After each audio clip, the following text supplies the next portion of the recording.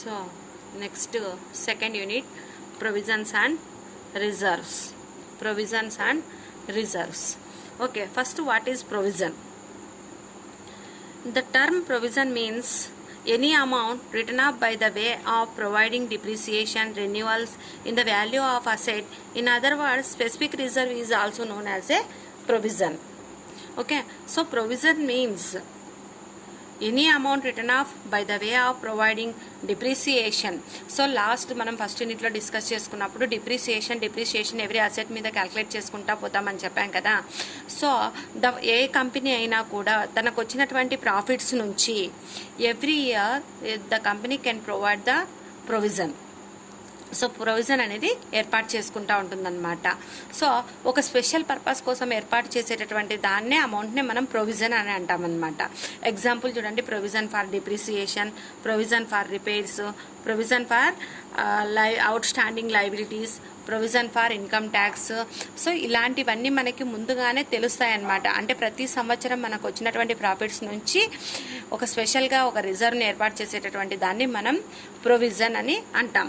మరి రిజర్వ్ అంటే ఏమి అంటే, it is also known as a general reserve or the amount which are appropriated out of the profits. So ఇక్కడ లాభాలతో సంబంధం లేకోకుండా ప్రతి సంవత్సరం మన కొంత మొత్తాన్ని ఏర్పాటు చేస్తామన్నమాట. రిజర్వ్స్ అనేది they are set aside out of the profit to provide. ఎందుకోసం మెయింటైన్ చేస్తాము అంటే to provide the working capital, additional working capital. Already working capital అంటే ఏమి, నిర్వహణ మూలధనం అంటే ఏమి అనేది మీకు తెలుసు అనమాట. సో నిర్వహణ మూలధనాన్ని, వర్కింగ్ క్యాపిటల్ని పెంచుకోవడం కోసమైనా అవ్వచ్చు, లేదా లిక్విడ్ రిసోర్సెస్ మన దగ్గర ఉన్నటువంటి నగదుని, ఆ లిక్విడ్ రిసోర్సెస్ని పెంచుకోవడం అవ్వచ్చు, లేదా టు మీట్ కాంటింజెన్సీ అంటే అనుకోకుండా ఏదైనా సంఘటనలు జరుగుతాయేమో అనే ఉద్దేశంతో మనం ముందుగా ఏర్పాటు చేసుకునేటటువంటి ఒక ఫండ్ అయినా అవ్వచ్చు, లేదా equalise dividends. So dividends company చెల్లించేటప్పుడు ఎలాంటి ప్రాబ్లమ్స్ రాకోకుండా మనం ముందుగానే ఏర్పాటు చేసుకునేటటువంటి ఒక రిజర్వ్ అయినా అయి ఉండొచ్చు. ఓకే, ఇది రిజర్వ్. సో ఇప్పుడు మీకు అర్థమైంది అనుకుంటున్నాను what is provision, what is reserve అనేది. ఒక స్పెషల్ పర్పస్ కోసం ఏర్పాటు చేసేటటువంటి దాన్ని ప్రొవిజన్ అంటాం, జనరల్గా ఏర్పాటు చేసేటటువంటి దాన్ని రిజర్వ్ అంటాం. సో ప్రొవిజన్లు ఎందుకోసం ఏర్పాటు చేస్తామంటే provision for depreciation, provision for repairs, provision for out standing liabilities, provision for income tax and so on. మరి రిజర్వ్ ఎందుకోసం ఏర్పాటు చేస్తాము అంటే మనం ఉన్నటువంటి వర్కింగ్ క్యాపిటల్ని పెంచుకోవడం కోసం అవ్వచ్చు, లేదా లిక్విడ్ రిసోర్సెస్ని పెంచుకోవడం అవ్వచ్చు, లేదా అనుకోకుండా సడన్గా ఏమైనా జరుగుతుందేమో అనే ఉద్దేశంతో మనం ముందుగా ఏర్పాటు చేసుకునేటటువంటి ఒక ఫండ్ అయినా అవ్వచ్చు. ఓకే, మనకి టైప్స్ ఆఫ్ ప్రొవిజన్స్. సో మనకి ప్రొవిజన్స్ అనేవి డిఫరెంట్ టైప్స్ ఉన్నాయి. ఈ ప్రొవిజన్స్లో ఫస్ట్ మనం provision for bad and doubtful debts తీసుకుంటే, provision for bad and doubtful debts. Okay, యాక్చువల్గా డెట్ అంటే ఏమి, డెటార్స్ రుణగ్రస్తులు. జనరల్గా మనం క్రెడిట్ సేల్స్ అరువు మీద అమ్మకాలు జరిపినప్పుడు డెటార్స్ అనేవాళ్ళు క్రియేట్ అవుతారనమాట. క్రెడిట్ సేల్స్ జరిగినప్పుడు డెటార్స్ క్రియేట్ అవుతారు. క్రెడిట్ పర్చేజెస్ జరిగినప్పుడు క్రెడిటార్స్ అనేవాళ్ళు క్రియేట్ అవుతారు. ఓకే, సో క్రెడిట్ సేల్ జరిగినప్పుడు డెటార్స్ అనేవాళ్ళు క్రియేట్ అవుతారు. సో అరువు పైన అమ్మినప్పుడు వాళ్ళు మనకి డబ్బులు ఇవ్వాలి కదా, సో వాళ్ళని ఏమంటామంటే డెటార్స్ అని అంటాం, రుణగ్రస్తులు. సో వీళ్ళు ఖచ్చితంగా మనకు అమౌంట్ రిటర్న్ బ్యాక్ ఇస్తారా అంటే మనం గ్యారంటీగా చెప్పలేం కాబట్టి సమ్ టైమ్స్ వాళ్ళు పే చేయలేకపోవచ్చు, లేదా ఎగ్గొట్టవచ్చు అనమాట.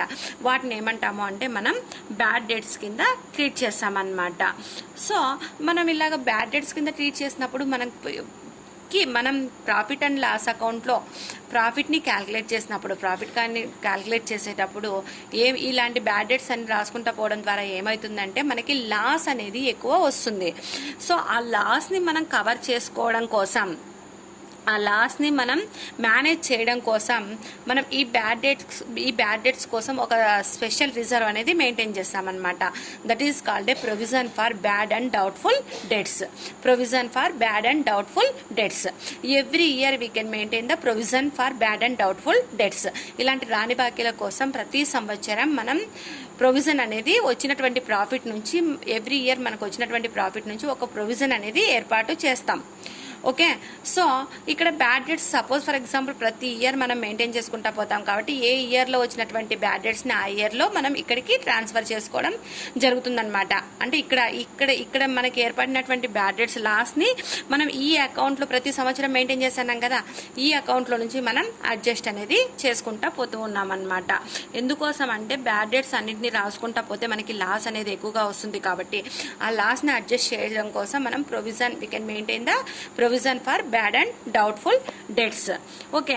ఇప్పుడు సపోజ్ మనకి ఇక్కడ జర్నల్ ఎంట్రీస్ ఎలా వస్తాయో ఒకసారి చూడండి. మనం ఫస్ట్ క్రియేట్ చేస్తూ ఉంటాం, ఎవ్రీ ఇయర్ ప్రొవిజన్ మెయింటైన్ చేస్తూ ఉంటాం అనమాట. ఫస్ట్ వన్ ఫర్ క్రియేటింగ్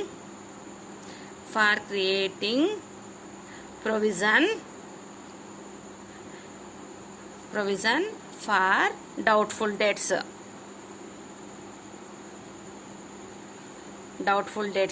అంటే బ్యాడ్ డెట్స్ అనేది క్రియేట్ అయిన తర్వాత మనం ప్రొవిజన్ ఏర్పాటు చేయమమ్మా. ఇక్కడ ఏంటి అంటే ఫ్యూచర్లో బ్యాడ్ డెట్స్ ఏర్పడతాయేమో అనే ఉద్దేశంతో మనం ఎవ్రీ ఇయర్ ప్రొవిజన్ అనేది మెయింటైన్ చేస్తామన్నమాట. సో ఇక్కడ ఇదే ఫస్ట్ మనం క్రియేట్ చేస్తాం డౌట్ఫుల్ డెట్స్ కోసం రావేమో అనే అనుమానంతో. ఎక్కడి నుంచి క్రియేట్ చేస్తాము అంటే ఇందాక చెప్పాను కదా, ఎవ్రీ ఇయర్ వచ్చినటువంటి ప్రాఫిట్ నుంచి.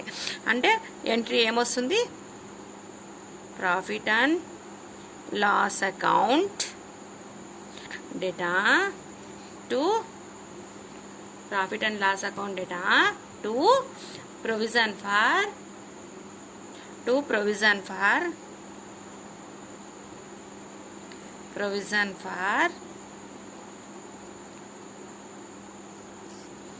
bad and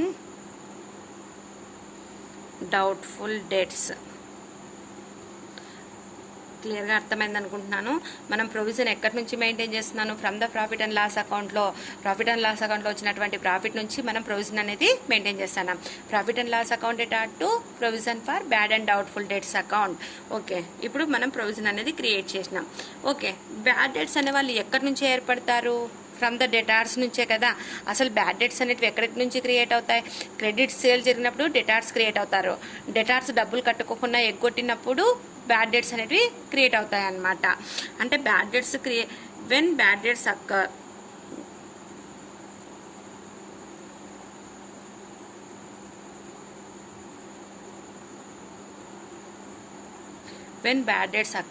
okay. Bad debts create అయినప్పుడు ఎక్కడి నుంచి క్రియేట్ అవుతాయని చెప్తున్నాను, from the debtors. Bad debts account data to debtors account. క్లియర్గా అర్థమైంది అనుకుంటున్నాను. బ్యాడ్ డెట్స్ ఏర్పడినప్పుడు ఎక్కడి నుంచి ఏర్పడతాయంటే అసలు డెటార్స్ ఉంటేనే కదా మనకి బ్యాడ్ డెట్స్ అనేవి క్రియేట్ అవుతాయి. కాబట్టి bad debts account data to debtors account. Okay. So bad debts create అయినారు, మనం ఆల్రెడీ ప్రొవిజన్ మెయింటైన్ చేస్తున్నాం. సో మనకి ఇక్కడ ఏదో ఒకటి బ్యాలెన్స్ వస్తుంది. అంటే ప్రొవిజన్ అయినా ఎక్కువ ఉండవచ్చు, లేదా బ్యాడ్ డెట్స్ అయినా ఎక్కువ ఉండవచ్చు. లేదు అంటే బ్యాడ్ డెట్స్ అయినా ఎక్కువ ఉండవచ్చు, లేదా ప్రొవిజన్ అయినా తక్కువ ఏదో విధంగా బ్యాలెన్స్ అయితే ఈ రెండింటి మధ్య వస్తుందన్నమాట. సో నెక్స్ట్ థర్డ్ ఎంట్రీ ఏమొస్తుందంటే when the balance in bad debts account, when the balance in bad debts account is transferred. when the balance in bad debts account transferred. ఎక్కడికి ట్రాన్స్ఫర్ చేస్తున్నాం, బ్యాడ్ డెట్స్ అకౌంట్లో వచ్చినటువంటి బ్యాలెన్స్ని ఎక్కడికి transfer చేస్తున్నామంటే provision for bad and doubtful debts అకౌంట్కి. Provision for bad and doubtful debts account data to debtors account. provision for bad and doubtful debts account data to debtors account. ఒకసారి మీరు ఇక్కడ క్లియర్గా అబ్జర్వ్ చేసినట్లయితే ఫస్ట్ పాయింట్ చూడండి. First మనం bad debts అనేది create అయిన తర్వాత కాదు ప్రొవిజన్ ఏర్పాటు చేస్తుంది. మనకు ఆల్రెడీ మనం ఎవ్రీ ఇయర్ మనకు వచ్చినటువంటి ప్రాఫిట్ నుంచి ప్రొవిజన్ అనేది ఏర్పాటు చేస్తున్నాము. ఎక్కడి నుంచి ఏర్పాటు చేస్తున్నాం అంటే from the profit and loss account data to provision for bad and doubtful debts.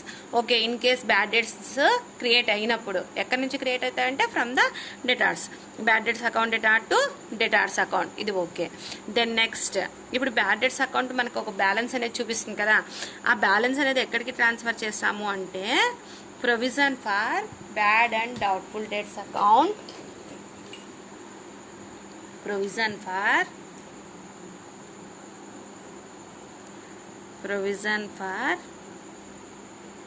bad and doubtful debts account,